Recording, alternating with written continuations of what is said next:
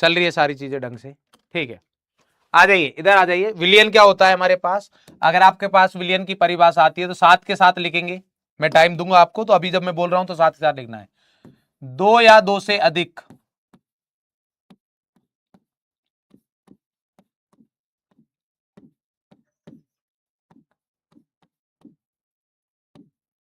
दो या दो से अधिक पदार्थों का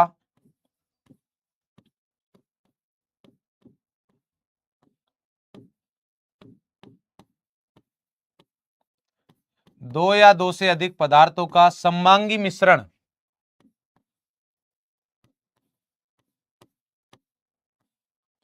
दो या दो से अधिक पदार्थों का सममांगी मिश्रण विलयन कहलाता है।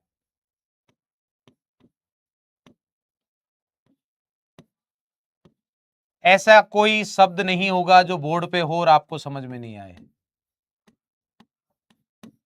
ऐसा कोई शब्द नहीं होगा जो बोर्ड पे हो और आपको समझ में ना आए। हर एक चीज आपको समझ में आएंगी। दो या दो से अधिक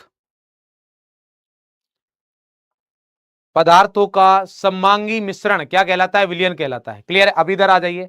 ड्रॉपर, भाई ड्रॉपर की जब बात आएगी तो ड्रॉपर की बात कर लेंगे। अभी जब यहां की बात आ रही है तब यहां की बात कर लो ना।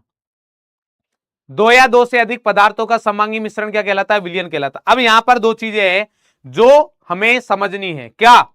पहली चीज तो यह है कि सर हमारे पास ये दो या दो से अधिक पदार्थ है, ये क्या होते हैं? पहली चीज, दो या दो से अधिक पदार्थ है, ये क्या होते हैं? ये हमारे पास एक है। दूसरा, हमारे पास ये सममांगी मिश्रण क्या कहलाता है सर? मतलब सममांगी मिश्रण किसको बोलते हैं? दूसरा हमारे पास डाउट क्या रहता है कि ये सममांगी क्या है? मिश्रण समझ में आता है, पर हमारे पास जो ये सममांगी है ये क्या है? अरे क्लियर है क्या?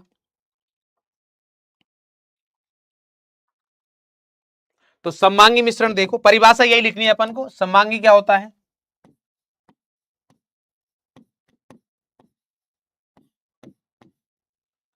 सममांगी मिश्रण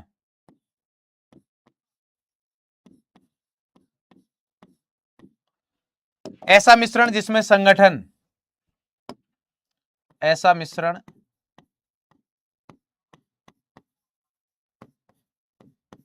जिसमें सभी जगह, या ऐसे लिख लो पूरे मिश्रण में, जिसमें पूरे मिश्रण में, पूरे यानी कि संपूर्ण,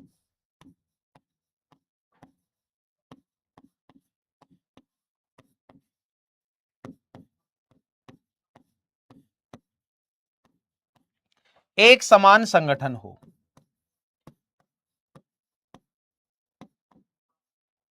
एक समान मतलब अंग्रेजी भाषा में बोलते हैं इसको यूनिफॉर्म।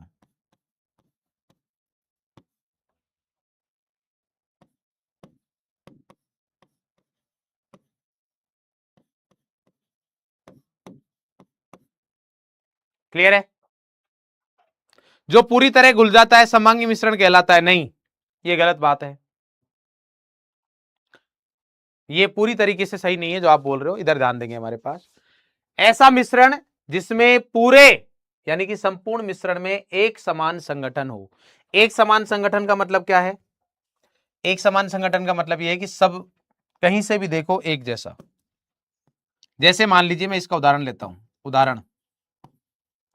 उदाहरण के लिए अगर मैं बात करूं कि मेरे पास मान लीजिए एक विलियन है, या एक मिश्रण लिया मैंने, जिसमें मान लीजिए हमारे पास 10 ग्राम शुगर है। क्लियर है? और 10 ग्राम शुगर मैंने कितने में ऐड किया? 100 ml H2O में। क्लियर है? ये हमारे पास मिश्रण है। एक मिश्रण लिया मैंने, 10 ग्राम शुगर है। क्लियर है? 10 ग्राम शुगर को मैंने 100 ml H2O में, प्रियांशु प्रजापति कह रहे वॉइस नहीं आ रही है। तो बेटा वॉइस नहीं आ रही है तो आप वॉइस बढ़ाइए मोबाइल की, पहली चीज। या फिर ऐसा हो सकता है कि आपके कान में दिक्कत है, तो पहले बैच लेने से पहले आप एक बार डॉक्टर के पास होके आइए ना। ये दोनों चीजों में से कोई एक समस्या है, बाकी हमारी साइड से कोई समस्या और है नहीं। तो यहां पर दे रखा है 10 gram sugar plus 100 ml H2O दे रखा है। इसका हमारे पास एक विलियन बनाया। तो ये समांगी हो गया। विषमांगी कैसे पता चलेगा? यहां पर इन दोनों चीजों को मैंने मिक्स कर दिया है। यहां पर इन दोनों चीजों को क्या कर दिया मैंने, मिक्स कर दिया। अब मैं क्या कर रहा हूं कि ये जो आपको दिख रहा है यहां पर, ये इसके अंदर हमारे पास दोनों है, मतलब आपको यहां से पता नहीं चलेगा, बट इसके अंदर हमारे पास ये दोनों है, इसमें शुगर भी है और H2O भी है। अब मैं क्या कर रहा हूं, यहां से मैंने मान लीजिए ये पूरा हमारे पास कितना 100 ml है, मैं मान के चल रहा हूं कि 100 ml ही है, इसका जो आयतन है वो 100 ml है। ये मत सोचना सर 10 ग्राम और ऐड होगा तो कुछ ना कुछ आयतन बढ़ेगा, नहीं, इतना ज्यादा कुछ नहीं, हमारे पास सिंपल है 100 ml ही है। क्लियर है। अब ये जो 100 ml है, तो इसमें से मैंने क्या किया, इसमें से मैंने कुछ बाहर निकाला, कुछ बाहर कितना निकाला, मान लीजिए ये 1 2 3 और ये 4, एक मान लीजिए मैंने एक डब्बा निकाला, यहां से एक डब्बा भर के यहां से निकाला, इसमें कितना है हमारे पास 10 ml है। क्लियर है। यहां से मैंने एक डब्बा निकाला, इसमें भी हमारे पास 10 ml है। एक मैंने इस वाली साइड से निकाला, इसमें भी हमारे पास जो है 10 ml ही है। और एक डब्बा मान लीजिए मैंने यहां से निकाला, इसमें भी कितना है 10 ml है। क्लियर है। 10 ml टोटल है। अगर मैं आपसे बात करूं कि 100 ml में 100 ml तो आयतन हो गया, इसमें शुगर कितना है, इसमें शुगर कितना है, तो आप बोलोगे कि सर इसमें 10 ग्राम शुगर है। इसमें कितना शुगर है, 10 ग्राम शुगर है। तो अगर इसके अंदर 10 ग्राम है तो क्या मैं ये बोल सकता हूं कि सर 100 ml, जब हमारे पास 100 ml है तो 100 ml में टोटल कितना है, 10 ग्राम शुगर है। 100 ml के अंदर कितना है, 10 ग्राम है। तो क्या मैं ऐसा बोल सकता हूं कि 10 ml अगर होता तो 10 ml के अंदर हमारे पास 1 ग्राम आना चाहिए। भाई 100 ml में 10 ग्राम है तो 10 ml में कितना होगा, 1 ग्राम होगा। अगर ये वाली चीज में किसी को समस्या है तो आप ऐसा कर सकते हो, मैं आपको यहां पर बता देता हूं, ये है हमारा रफ कार्य। आप नोटबुक में करते हो ना भाई, रफ कार्य। रफ कार्य क्या है कि 100 ml में शुगर कितना था, 10 ग्राम शुगर। सही है। तो 1 ml में कितना होगा, 100 का पता है, 1 का पता करना है तो 100 से भाग दे देते हैं। क्या कर देते हैं, 100 से भाग, तो ये आ जाएगा 10/100। क्या कर दिया मैंने, 10/100 कर दिया, तो 10/100 ग्राम शुगर आएगा। मेरे को कितने में पता करना है, मेरे को पता करना है 10 ml में, तो 10 ml में कितना होगा, 10 ml में होगा 10/100 गुणा 10, 10 1 0 से 1 0, 1 0 से 1 0, कितना आ गया, 1 ग्राम शुगर आ गया। कितना आ गया हमारे पास, 1 ग्राम शुगर। और ये 1 ग्राम शुगर ही तो है, यही तो बोला मैंने कि 100 ml में अगर 10 ग्राम है तो 10 ml में कितना रहेगा, 10 ग्राम। तो अगर इन सभी में यहां पर भी 1 ग्राम शुगर मिलता है, इसमें भी अगर मेरे पास 1 ग्राम शुगर मिले, इसके अंदर भी 1 ग्राम शुगर मिले, इसके अंदर भी 1 ग्राम शुगर मिले, इसका मतलब यह है कि इसमें से 10-10 ml जितने भी निकाल रहा हूं सभी में 1-1 ग्राम शुगर है। इसका मतलब यह हुआ कि सभी जगह एक जैसा अनुपात है दोनों चीजों का। किस किस का, शुगर का और पानी का। इसका मतलब ये हमारे पास जो विलयन है, ये हमारे पास जो मिश्रण है, इस मिश्रण को मैं क्या बोलूंगा, सममांगी। और अगर ये सममांगी मिश्रण हुआ तो अब मैं इस मिश्रण को क्या बोलूंगा, विलयन बोलूंगा। विलयन तभी बोला जाएगा जब सममांगी मिश्रण होगा। अगर विषमांगी मिश्रण हुआ तो उसको अपन विलयन नहीं बोलेंगे। एक तरीके से आप ऐसा बोल सकते हो हमारे पास सममांगी और विषमांगी को, कि सममांगी मिश्रण ऐसा मिश्रण जहां पर आपको जो पदार्थ है जिन जिन से वो बनाए वो दिखे ना, जिनको आप अलग अलग नहीं देख सकते हो, सब एक जैसा ही दिखे, सब एक जैसा दिखे। वो है ना कि मैं दोनों तरफ एक जैसा हूं, ऐसा कुछ है ना, कुछ तो है, पता नहीं क्या है। क्लियर है, यस और नो। सर 10 से मल्टीप्लाई क्यों किया, बेटा एक पेन 5 रुपए का आ रहा है, 10 पेन कितने रुपए के आएंगे, कैसे पता लगाओगे। एक पेन अगर 5 रुपए का आ रहा है, 10 पेन कितने के आएंगे, तो 1 ml में इतने ग्राम है तो 10 ml में 10 से गुणा कर देंगे भाई, यही तो करेंगे।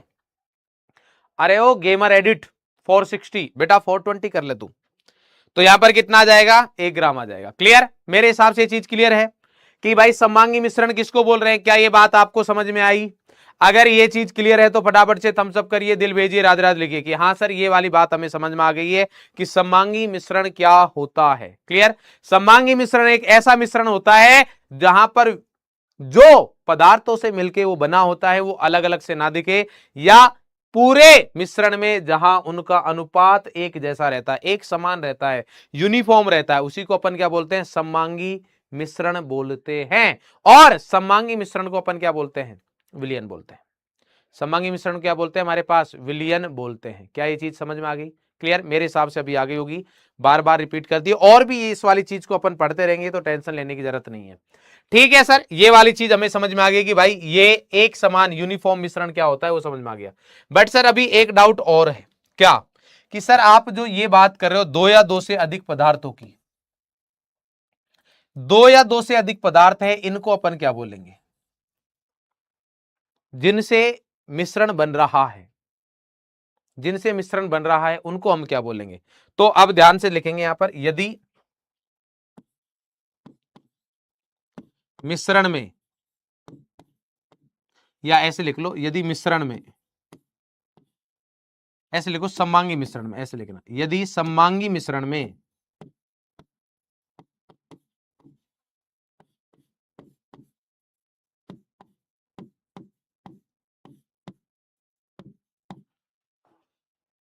सममांगी मिश्रण ब्रैकेट में आप लिख सकते हो विलयन, क्योंकि सममांगी मिश्रण को क्या बोलते हैं अपन? विलयन।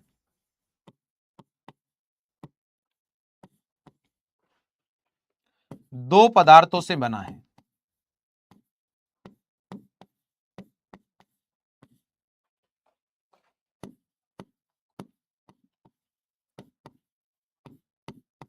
कितनों से बना है? दो पदार्थों से। तो वो दो पदार्थ जो रहेंगे उनमें, उनको अपन क्या बोलेंगे? एक को बोलेंगे विलय, जिसको अंग्रेजी में क्या बोलते हैं? सॉल्यूट। और दूसरे को अपन बोलेंगे विलायक।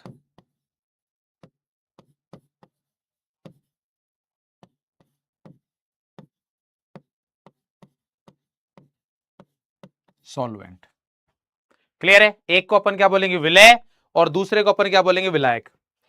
अगर हमारे पास सर सममांगी मिश्रण जो दे रखा है, तीन पदार्थों से बना हो, कितने पदार्थों से बना हो? तीन से। तो अब क्या होगा हमारे पास? अगर तीन पदार्थों से बनाए तो दो होंगे हमारे पास विलय, और एक क्या होगा? विलायक।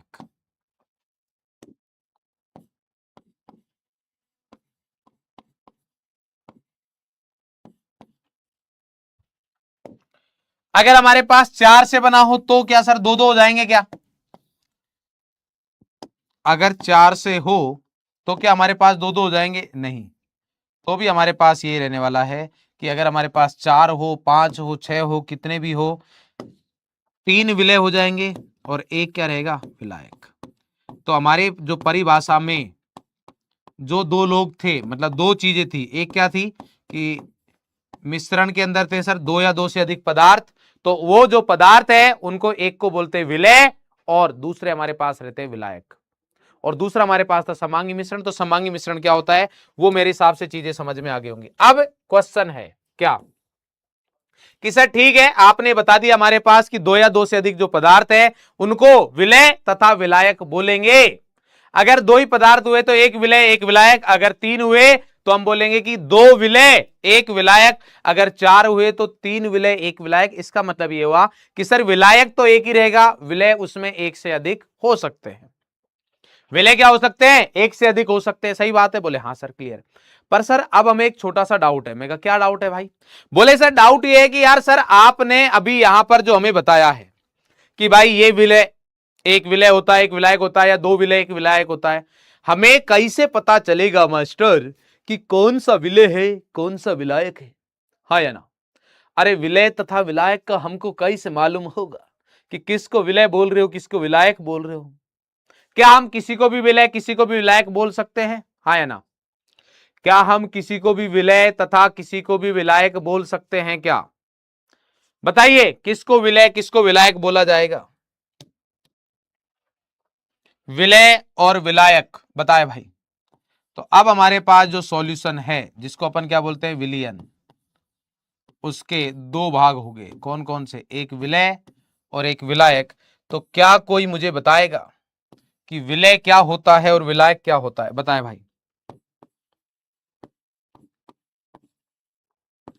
विलय क्या होता है और विलायक क्या होता है, कोई भी यहां पर जो हो। अच्छा, मैं एक बात और बोल देता हूं आप सभी को, बोल दूं क्या, सही बताओ, क्या मैं आपको एक बात बोल दूं, बुरा तो नहीं मान जाओगे आप?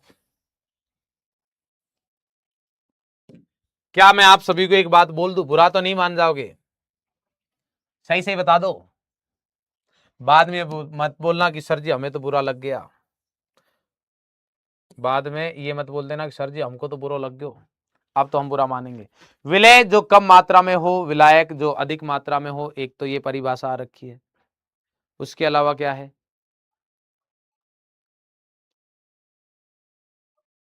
यही परिभाषा आ रखी है, और तो कुछ नहीं है।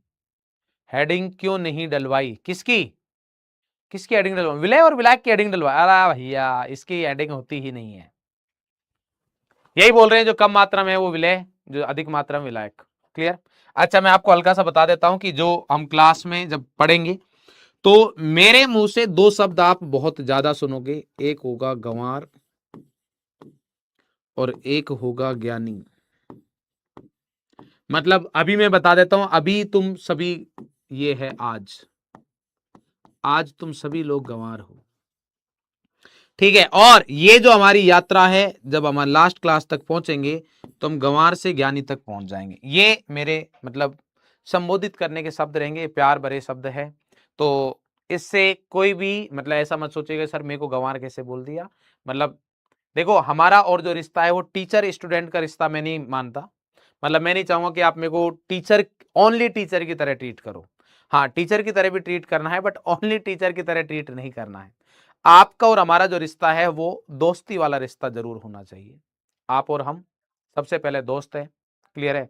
मैं आप लोगों का बड़ा भाई हूं, आप लोग मेरे छोटे बहन भाई हो, और बड़े भाई को ये विशेष अधिकार है कि वो छोटे बहन भाइयों की बेइज्जती कर सकता है। जब भी जरूरत पड़े तब वो बड़े होने का फर्ज अदा करेगा। और बड़ा होने का फर्ज क्या है? वो है हमारे पास बेइज्जती करना छोटों की, है ना? आप अपने घर पर भी देखते होंगे ये माहौल, यस और नो? तो भाई मतलब ये अधिकार है, टीचर के पास भी रहता ही है, टीचर भी यार कर ही सकता है। और टीचर अगर, टीचर और पेरेंट्स ही तो दो लोग होते हैं जो आपको डांट लगाएंगे तो वो आपके भले के लिए लगाते हैं। क्लियर है?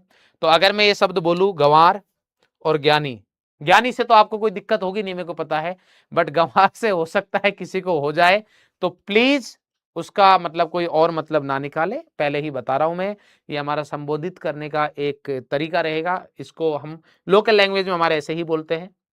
और इसका सिंपल सा मतलब ये होता है कि ये वो लोग हैं जिनको चीजें आती है और फिर गलती कर रहे हैं, या ये वो लोग हैं जिनको बोल रहा है भैया इधर चलना है, पर भाई साहब इधर जा रहे हैं, उधर जा रहे हैं, पीछे जा रहे हैं, बट इधर नहीं चल रहे हैं, उनको बोलते हैं अपन गंवार। कि मैं बोल रहा हूं भैया ये क्वेश्चन करके आना है, भैया तो अरे भैया क्वेश्चन कैसे करके आ जाए, बेइज्जती ना हो जाएगी हमारी, हैं? गंवार गैंग से बाहर नहीं चले जाएंगे हम। तो ऐसा नहीं करना है मालिक, समझ में आ गई बात? ये मेरे हिसाब से आगे होगी, ठीक है? चलिए, तो ये मेरे को हल्का सा बताना था, गंवार से ज्ञानी का सफर रहेगा हमारा। क्लियर? चलिए अब इधर ध्यान देंगे, हमारे पास इधर इधर विलय और विलायक। तो सबसे पहले मैं बता देता हूं जो इंपॉर्टेंट चीज है जो आप बोलते हो कि विलय क्या होगा, विलायक क्या होगा। यदि यदि विलय तथा विलायक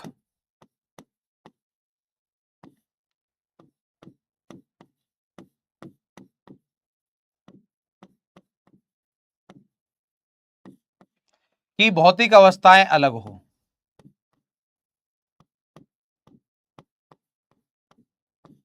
भौतिक अवस्थाएं क्या होती है मास्टर? ये मास्टर भौतिक अवस्थाएं क्या होती है? यदि विलय तथा विलायक की भौतिक अवस्थाएं, भौतिक अवस्था का मतलब क्या है? सॉलिड, लिक्विड, गैस, ठोस, द्रव तथा गैस। क्लियर है? यदि विलय तथा विलायक की भौतिक अवस्थाएं अलग अलग हो,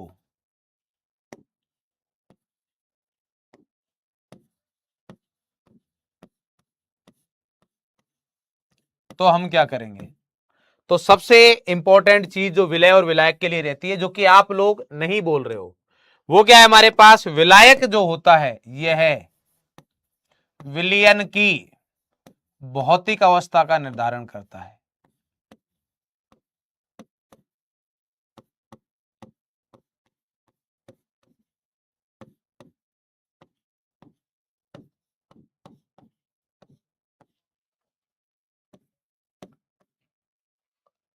भौतिक अवस्था का निर्धारण करता है। एक मूवी है, पुरानी है, उसका नाम है बंधन। यह विलायक की भौतिक अवस्था का निर्धारण करता है। एक मूवी है पुरानी, बंधन नाम है उस मूवी का। क्लियर है? उसमें जो जैकी सराफ है और जो सलमान खान, ये दो एक्टर्स रहते हैं। सलमान खान जैकी सराफ का साला रहता है और जैकी सराफ उनका जीजा हो गया। सिंपल है। क्लियर है? तो उसमें सलमान खान की एक फेवरेट लाइन है, वो क्या है कि जो जीजाजी बोलेंगे मैं वही करूंगा। तो ये है जैकी सराफ, जीजाजी है, और ये जो विलायक है ये साला है। तो ये सिंपल बोलता है कि जो जीजाजी कहेंगे वही मैं करूंगा, मतलब कि जो विलियन की भौतिक अवस्था रहेगी वही भौतिक अवस्था मेरी रहेगी। जो विलियन की भौतिक अवस्था रहेगी वही भौतिक अवस्था किसकी रहेगी? मेरी रहेगी। अगर विलियन ठोस है तो भैया हमारी भौतिक अवस्था भी ठोस रहेगी। अगर विलियन द्रव है तो हमारी भी भौतिक अवस्था क्या रहेगी? द्रव ही रहेगी। अगर विलियन गैस है तो हमारी भौतिक अवस्था भी गैस ही रहेगी। समझे कि नहीं समझे? अगर विलियन ठोस, विलायक ठोस, विलियन द्रव, विलायक द्रव, विलियन गैस, तो विलायक भी गैस ही होगा। समझे कि नहीं समझे? विलायक भी क्या होगा हमारे पास? गैस ही होगा। तो यहां पर ये लिखा है यह है विलियन की भौतिक अवस्था का निर्धारण करता है। तो अब मुझे बताइए कि क्या आप ये बोल सकते हो कि यदि विलय तथा विलायक की भौतिक अवस्थाएं अलग अलग हो तो हम क्या बोलेंगे कि विलायक कौन होगा? तो हम ये बोल देंगे विलायक वही होगा जिसकी भौतिक अवस्था विलयन की भौतिक अवस्था के समान हो। हाँ या ना? क्या हम ये बोल सकते हैं? क्या मैं ये बोल सकता हूं कि भाई जो विलयन बोलेगा वही विलायक करेगा? जैसा विलयन होगा वैसा ही क्या होगा? विलायक। तो अगर भौतिक अवस्था इन दोनों की अलग है, मतलब मान लिया मैंने ये सॉलिड है और ये लिक्विड है, तो अगर ये सॉलिड ये लिक्विड है तो मेरे को पता है कि पूरा विलयन भी कैसा होगा? विलयन भी लिक्विड ही होगा। इसका मतलब ये क्या हो गया? लिक्विड, और ये सॉलिड। तो ये विलायक हो गया और ये क्या हो गया? सॉलिड हो गया। क्लियर है? यस। तो अगेन मैं यहां पर लिख रहा हूं यदि विलय तथा विलायक की भौतिक अवस्थाएं अलग अलग हो तब विलयन,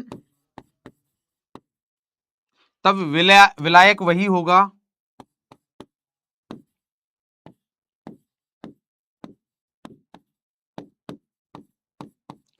जिसकी भौतिक अवस्था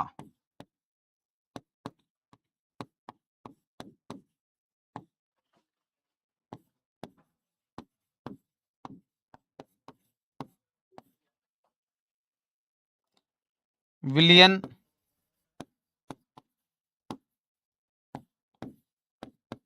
वाली हो। लिखो पहले इतना लिखो फटाफट से, इतना लिखो, मैं आपको बता देता हूं अभी।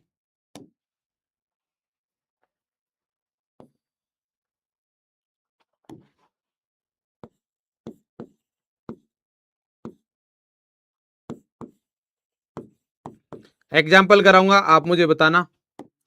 द्रव विलयन है 2 3 4, ऐसे रैंडम एग्जाम्पल लेते हैं, आपको विलय और विलायक का कोई डाउट नहीं रहेगा। 5 6। क्लियर है? द्रव विलयन है, यहां पर भी कैसा है हमारे पास? द्रव विलयन। ये द्रव विलयन का मतलब ये है कि विलयन जो है उसकी भौतिक अवस्था कौन सी है? द्रव। यहां पर कैसा है हमारे पास? ठोस विलयन है। यहां पर भी कैसा है हमारे पास? ये ठोस विलयन ले लिया मैंने। ये कैसा है? गैसीय विलयन।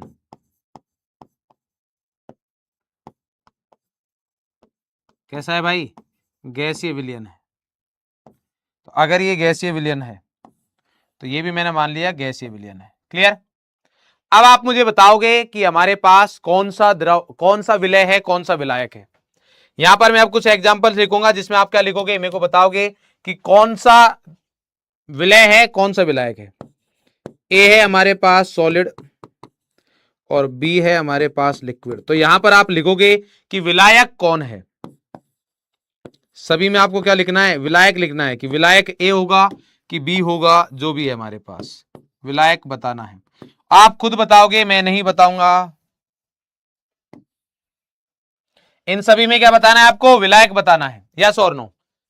इन सभी में क्या बताना है आपको, विलायक। ये विलायक, ये विलायक, सबके विलायक बताने हमारे पास, क्लियर है। यहां पर अब मैंने देखा कि विलयन एक पहला मैं बता रहा हूं, बाकी सब बताएंगे। यहां विलयन कैसा है मेरा, द्रव, यानी कि जीजा जी क्या बोल रहे हैं भाई, विलायक को कि कैसा होना है, द्रव रहना है, लिक्विड रहना है। लिक्विड कौन है इनमें से, बी। इसका मतलब विलायक क्या हो गया, बी हो गया। विलायक क्या हो गया, बी हो गया। जिनको भी ए विलायक दिख रहा है, समझदार है कि वो क्या है, क्या है वो अभी तो स्मॉल गंवार ही है। अरे गंवार इंसान, ये बता मेरे को, जब मैं बोल रहा हूं आपको कि विलायक वही होगा जिसकी भौतिक अवस्था विलयन वाली हो। तो अगर विलयन हमारे पास द्रव है, विलयन कैसा है, द्रव, तो भैया विलायक भी द्रव होगा ना यार। अरे विलायक भी द्रव होगा कि नहीं होगा। तो इनमें से द्रव कौन सा है, ये तो सॉलिड है, ये है बी, तो बी हो गया ना, यस और नो। अरे क्लियर है, चलिए कोई दिक्कत नहीं है। यहां पर आओ, अगर मैं बोल रहा हूं कि हमारे पास एम है लिक्विड और एन क्या है, सॉलिड, तो यहां पर बताएंगे। चलिए यहां पर क्या है, ए है लिक्विड और बी है गैस और सी है सॉलिड। क्योंकि जरूरी नहीं ना कि हमारे पास विलयन में दो ही पदार्थ हो, दो से ज्यादा भी हो सकते हैं। एम और एन में से बताइए, एम और एन में से हमारे पास कौन सा विलायक है, एम और एन में से हमारे पास कौन सा विलायक है, फटाफट से बताएं। एम और एन में से हमारे पास कौन सा विलायक है, क्या आप लोग ये बता पा रहे हैं कि नहीं बता पा रहे हैं। अरे बता पा रहे हैं कि नहीं बता पा रहे हैं, मेरे हिसाब से तो बता पा रहे होंगे भैया। एम और एन में से कौन सा विलायक है, कि सर अगेन हमने बात की विलयन से, विलयन द्रव, तो यहां पर भी हमारे पास विलायक वही होगा जो द्रव होगा। तो यहां पर इन दोनों में से द्रव कौन सा है, लिक्विड वाला द्रव है, तो यहां पर ये एम। क्लियर है भाई, डन। यहां अगर बात करेंगे तो अब आपको ये देखना है कि इसमें कौन है हमारे पास। यहां अगर बात करें हमारे पास एम हो गया सॉलिड, एन हो गया लिक्विड और ओ हो गया लिक्विड। विलायक की अगर मैं बात करूं यहां पर एक्स सॉलिड, वाई लिक्विड और जेड मान लिया मैंने गैस।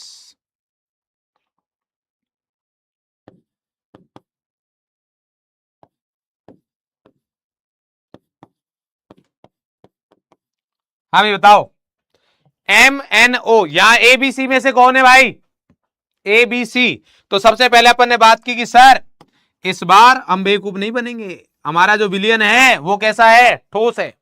तो यहां पर वो विलायक होगा जो ठोस अवस्था में है। विलायक कौन होगा, जो ठोस अवस्था में। तो ठोस अवस्था में कौन है, सी। तो यहां पर विलायक कौन रहने वाला है, सी रहने वाला है। विलायक कौन रहेगा, सी रहेगा, यस और नो। अरे क्लियर है क्या, बहुत बढ़िया, शाबाश। यहां पर है एम एन ओ, अगेन हमारे पास विलयन कैसा है, ठोस है। विलयन कैसा है, ठोस, मतलब विलयन की भौतिक अवस्था कौन सी है, ठोस भौतिक अवस्था है। तो इसके आधार पर अगर मैं बोल दूं क्या, तो हमारे पास ठोस कौन है भैया, एम। एम एम एम यम, यम होगा कि नहीं होगा, अरे एम होगा कि नहीं होगा, बताए भाई, एम ही होगा। यहां अगर मैं बात करूं एक्स वाई जेड में से गैसीय विलायक में, तो कौन आएगा, जेड हमारे पास होगा। कौन होगा, जेड। क्या ये चीज क्लियर है, क्योंकि ये अब यहां पर ध्यान देना है, अब क्या हो गया, गैस हो गया। तो अब ये नहीं, अरे सर जी, हे मास्टर यहाँ तो आपने सॉलिड वाला लिया था, ये सॉलिड, ये सॉलिड, यहाँ गैस वाला लिख रहे हो, ये क्या बात हुई, आप तो पलटू लाल हो, आप तो पलट रहे हो। अबे पलट मैं नहीं रहा हूं, तुम पलट रहे हो। यहां लाइन तो ये है भैया कि विलायक वही होगा जिसकी भौतिक अवस्था विलयन वाली हो। विलायक कौन होगा? जिसकी भौतिक अवस्था विलयन वाली हो, वही होगा। तो यहां विलयन की भौतिक अवस्था भी तो देखो। अरे कोई भाई हमारे पूर्वज कह के थोड़ी ना चले गए कि विलयन तो ठोस ही होगा, गैस कैसे हो जाएगा भाई? अरे गैस भी हो सकता है, सॉलिड भी हो सकता है, द्रव भी हो सकता है। विलयन का मतलब ओनली द्रव नहीं होता है, विलयन सॉलिड लिक्विड गैस कुछ भी हो सकता है। समझे? नहीं बुझे? बुझे कि नहीं बुझे? आ जाओ। तो ये गैसीय तो हमारे पास, यहां बताओ गैसीय, गैसीय इसमें बताओ ए और बी में से कौन होगा? कौन होगा वो? जल्दी बताओ फटाफट से। ए और बी में से सर गैस हमारे पास ए है, तो ए गैस होगा। क्या ये चीज क्लियर है? अगर क्लियर है तो फटाफट से थम्स अप करिए, दिल भेजिए, राधे राधे लिखिए और जल्दी से हमको बता दीजिए कि सर समझ में आ गया है। फटाफट से, टाइम नहीं लगना चाहिए। तेज बुद्धि मजबूत दिमाग का इस्तेमाल करते हुए चलना है। तेज बुद्धि मजबूत दिमाग का इस्तेमाल करते हुए चलना है। अगर क्लियर है तो फटाफट से थम्स अप करिए, दिल भेजिए, राधे राधे लिखिए। जल्दी जल्दी जल्दी जल्दी, शाबाश। समझ में आ गया? बहुत बढ़िया यार, शाबाश। जे बात जे बात जे बात जे बात, बहुत। अरे भाई तबाही मचा दी है। बहुत सही बहुत सही बहुत सही। चलिए, अगर ये बात है तो मुझे एक बात और बताओ। बोले सर कौन सी? चलो एक और क्वेश्चन हो जाए। एक और कौन सा क्वेश्चन हो जाए? यहां पर हमारे पास दे रखा है द्रव विलयन। अब बताना भैया। बोले सर अब तो हमें समझ में आ गया, अब तो आप पूछ लो। अब आप हमें पूछ लो, कोई दिक्कत नहीं है। ए कैसा है? लिक्विड। और बी कैसा है? बी है ये लिक्विड। बताइए कौन सा विलय होगा, कौन सा विलायक होगा? कौन सा विलय होगा, कौन सा विलायक होगा? बताएं। अरे आप तो सीख गए हो ना, विलय और विलायक कौन सा होगा? जल्दी बताएं।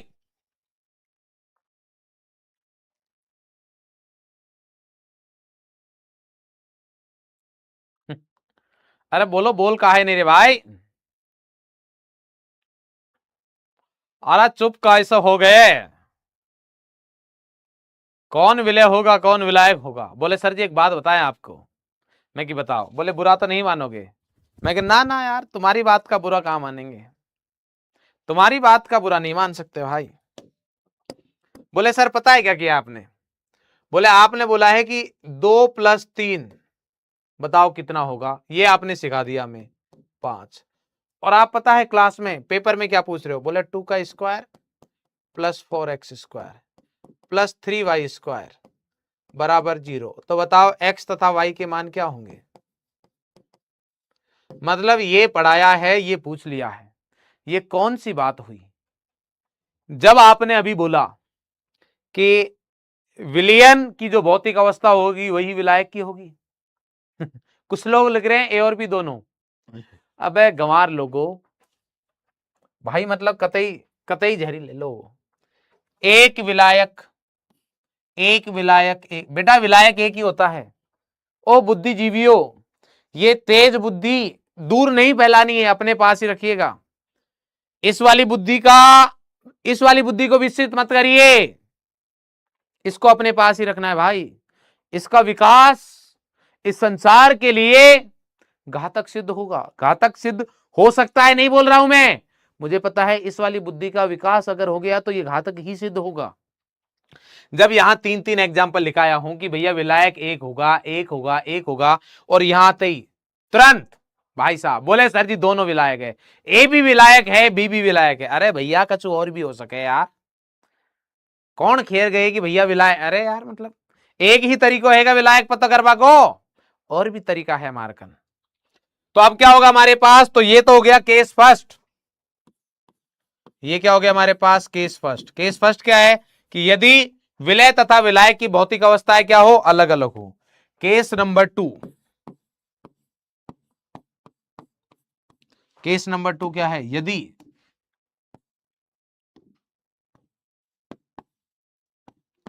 विलय तथा विलायक की भौतिक अवस्थाएं समान हो।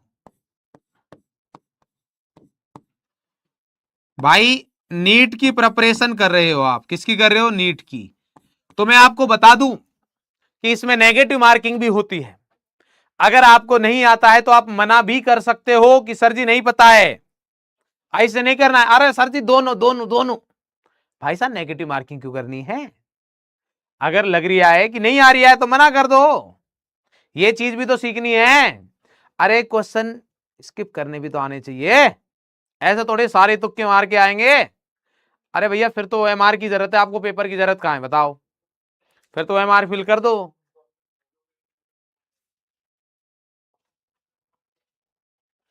कह रहे इनकी मात्रा बता दो, हम बता देंगे। अच्छा तेज हो रही है, ले ये है हमारे पास 5 ग्राम, और ये भी हमारे पास 5 ग्राम है। ये ले भैया मात्रा बता दी।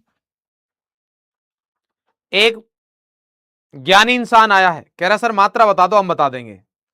भाई बड़ी ई की मात्रा है हिंदी वाले है नाम तो, बड़ी ई की मात्रा है बेटा। किसकी मात्रा है? बड़ी ई की मात्रा है। बताइए अब कौन होगा यदि विलय तथा विलायक की भौतिक अवस्था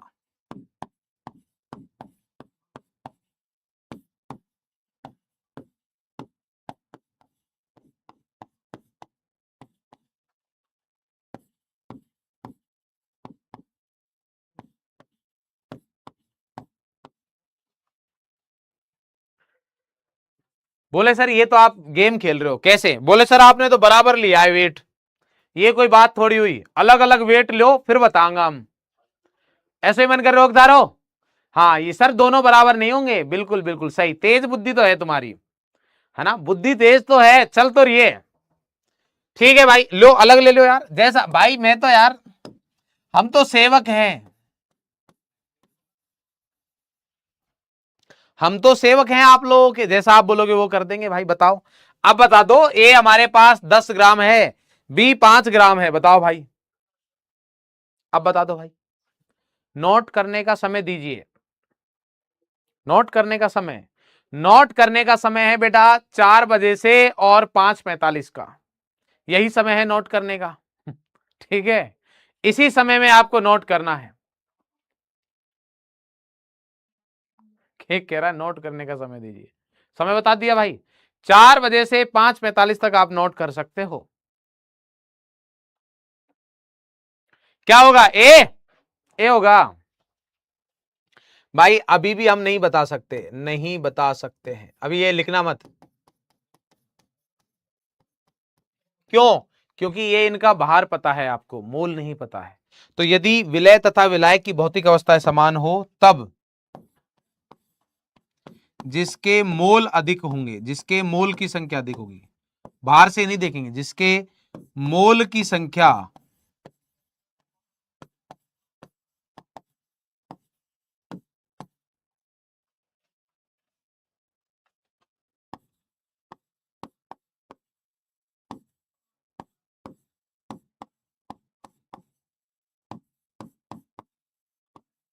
वो विलायक होगा। क्लियर है? और भार की संख्या ज्यादा होने का मतलब मोल की संख्या ज्यादा होना जरूरी नहीं है, वो तो अणुभार पे निर्भर करेगा ना भाई, वो तो अणुभार पे निर्भर करेगा। जैसे मान लो मैंने ले लिया यहां पर 4 ग्राम लिया मैंने, कौन, मान लो H2, ऐसे बोल रहा हूं मैं, और 20 ग्राम ले लिया मान लो मैंने O2, तो इनमें से कौन सा विलय कौन सा विलायक है? अभी आपको मोल ज्ञात करना आता है नहीं आता मेरे को नहीं पता, अभी सीखेंगे अपन, टेंशन मत लेना। वैसे मैंने ब्रिज कोर्स में सिखाया था, बट फिर भी अगर नहीं पता है तो कोई दिक्कत नहीं है।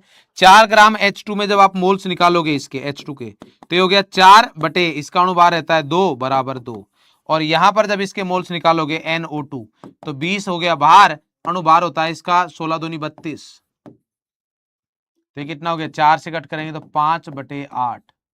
कौन बड़ा है? ये बड़ा है, तो यहाँ वेट तो कम है बट इसके मोल्स ज्यादा है, तो मोल्स ज्यादा है तो यहाँ पर H2 जो है वो विलायक रहेगा। विलायक कौन रहेगा? अबे किसके मोल ज्यादा है? इसके मोल ज्यादा है। किसके मोल ज्यादा है? H2 के।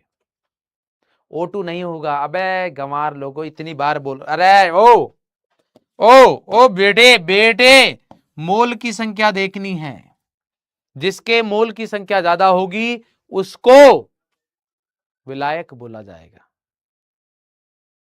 क्लियर है? तो अगर हमारे पास ऐसा हो तो यहां पर अपन डायरेक्टली नहीं बता सकते हैं। इसके लिए मेरे को क्या पता होना चाहिए, इसके लिए मेरे को ये चीजें पता होनी चाहिए। क्या यार, ये तो बोर्ड काम नहीं करता है। ये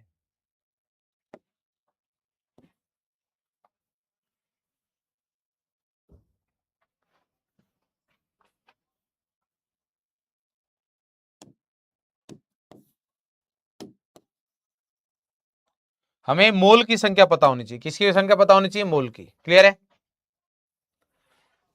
जिसके मोल ज्यादा वही हमारे पास विलायक, जिसके मोल ज्यादा वही हमारे पास विलायक। जैसे मान लीजिए हमारे पास द्रव विलयन है। क्या है? द्रव विलयन।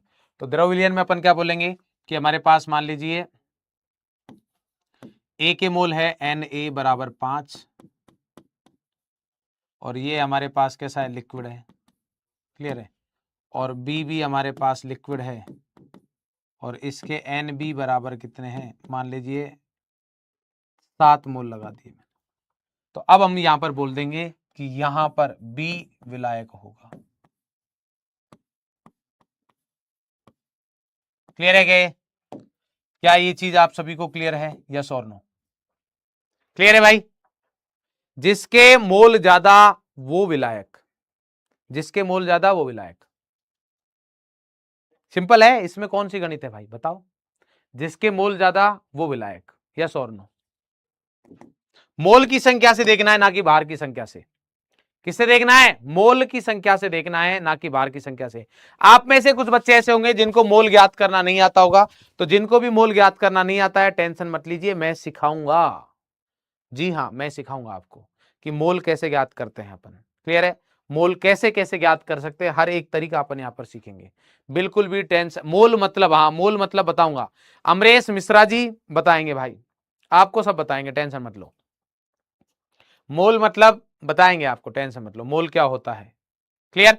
चलिए, अब हमारे पास पॉइंट ये है कि अगर मैं बात करूं, हमारे पास देखो, अब कॉपी नहीं करना है, जो मैं बताऊंगा कॉपी नहीं करना है। यहां पर आएगा विलयन के प्रकार, कॉपी मत करना, विलयन के प्रकार।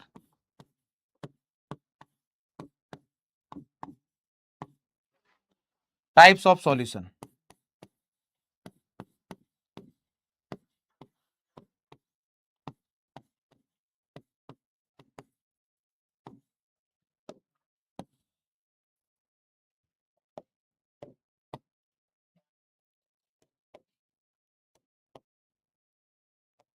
बहुत गंदा लग रहा है। बोले सर बहुत, तो आपने बहुत कम शब्द बोला है, ज्यादा बोलो थोड़ा। लो भाई, अभी सही लग रहा है ना? विलयन के प्रकार। तो विलयन के प्रकार क्या है? भौतिक अवस्था के आधार पर विलय तथा विलायक। लिखो अब साथ में लिखना जो मैं बोल रहा हूं। विलय तथा विलायक साथ साथ लिखेंगे। विलय तथा विलायक की भौतिक अवस्था के आधार पर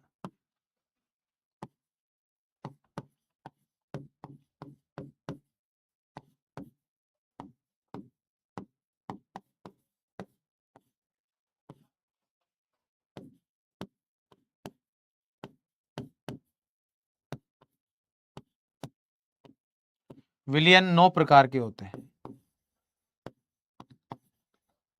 कौन से विलयन? द्विअंगी। द्विअंगी विलयन क्या होते हैं? द्विअंगी विलयन क्या होते हैं हमारे पास? एक विलय एक विलायक, मतलब ऐसे, यही पढ़ने हैं अपन को। ऐसे विलयन जिनमें एक विलय एक विलायक हो, मतलब यही पढ़ने हैं अपन को। तो द्विअंगी आधार पर विलयन 9 प्रकार के होते हैं।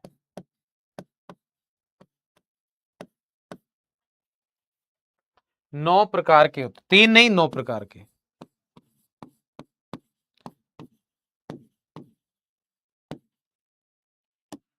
कैसे कैसे? देखो,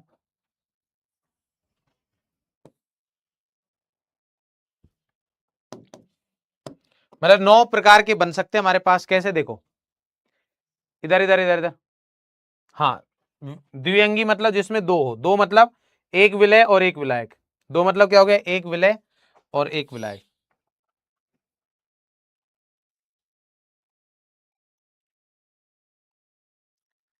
अगर मैं बात करूं विलय की, तो यहां लिखना मत अभी ये वाली चीज, क्योंकि टेबल बनी है हमारे पास विलय और विलयन, विलायक। तो देखो विलायक मेरे पास कैसा रह सकता है, लिक्विड। तो जब विलायक लिक्विड होगा तो इसके तीन टाइप बनते हैं, कौन कौन से, सॉलिड, लिक्विड और गैस, ये तीनों चीजें संभव है। तो ऐसे ही यहां पर ये फिर गैस रहेगा, तो गैस में भी फिर तीन चीज संभव है, एक दो तीन। फिर ये सॉलिड रहेगा, तो सॉलिड में भी हमारे पास तीन चीजें संभव है, एक दो तीन। तो तीन तीन के तीन पेयर बनेंगे तो 9 हो जाएंगे। क्लियर है। तो एनसीईआरटी में हमारे पास एक टेबल दे रखी है, और जैसा कि मैंने आप सभी से वादा किया कि मैं आपको एनसीईआरटी वाली हर एक चीज बताऊंगा, तो अब उस वादे को निभाने का समय आ गया है कि आपको एनसीईआरटी पर बात करवाई जाए, और वो आपकी बात जो है वो यहां पर होगी। और वो बात ये है, वो क्या बात है, वो ये बात है, ध्यान से देखिएगा। हमारे पास सबसे पहले अगर आप देखोगे तो यहां पर दे रखा है हमारे पास ये, जब अगर आप देखो विलायक की प्रकृति कौन सी है,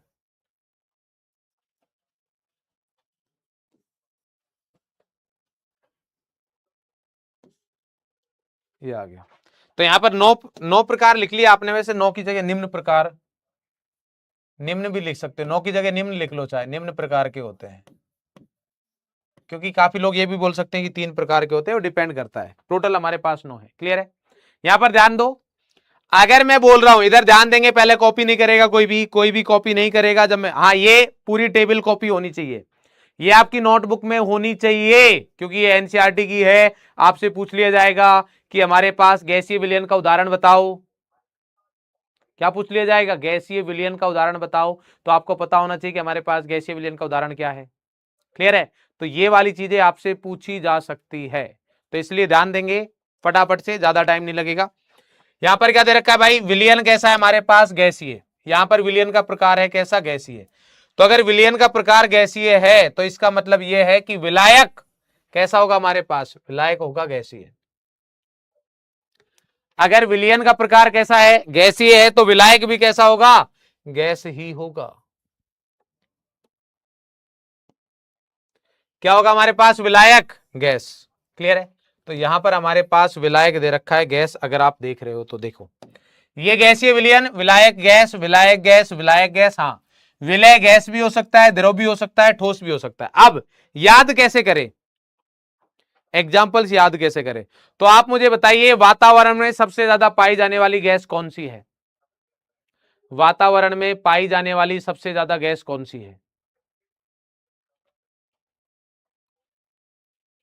राजकुमार, दोनों सेम क्या हो, मोल, मोल की संख्या दोनों समान हो, तो उस वाले केस में अगर पानी दे रखा है तो पानी विलायक होगा, अगर पानी नहीं दे रखा है तो उस वाले केस में क्वेश्चन को बताना पड़ेगा कि विलायक कौन सा है।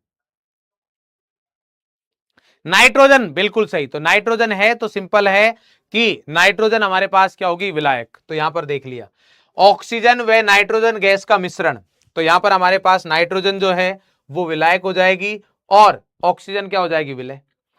क्लोरोफॉर्म, या फिर वो बता देगा हमारे पास, जिसकी मात्रा ज्यादा है उसके आधार पर भी अपन बात कर सकते हैं। क्लोरोफॉर्म ये कैसा रहता है हमारे पास, लिक्विड।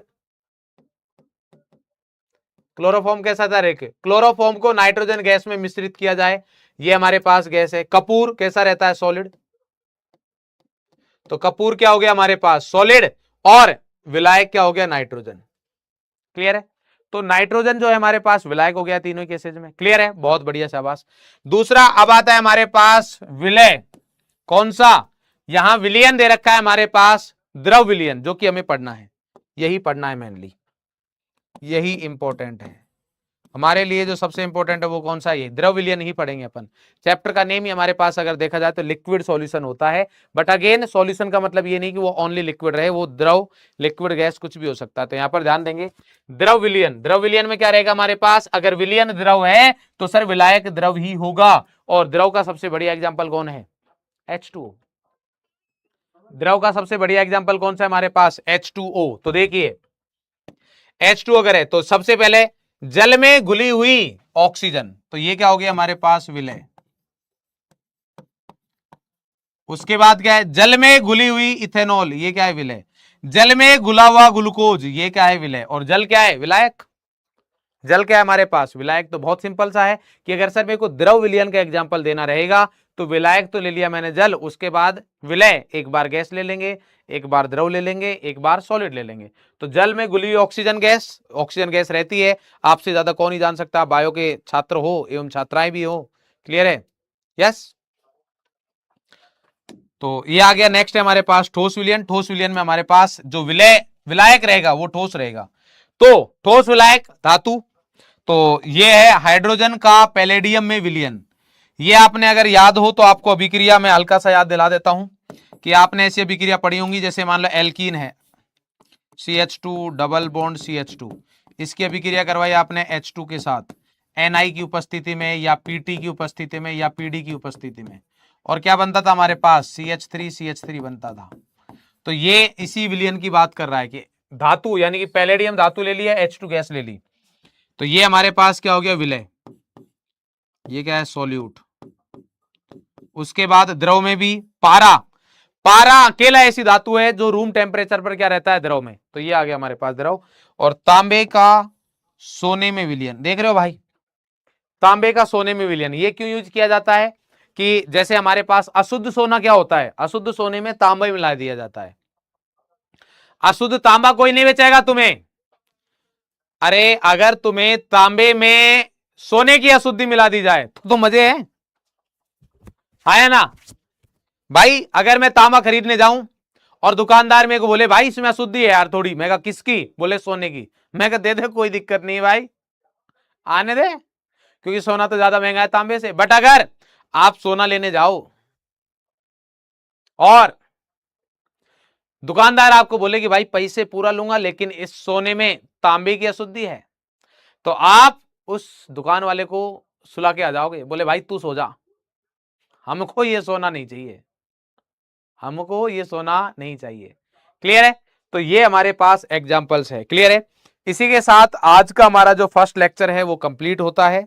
तो बहुत अच्छा लगा आप लोगों से मिलके, और ये जो हमारी जर्नी है बहुत शानदार रहने वाली है। क्लियर, एकदम जबरदस्त रहेगी।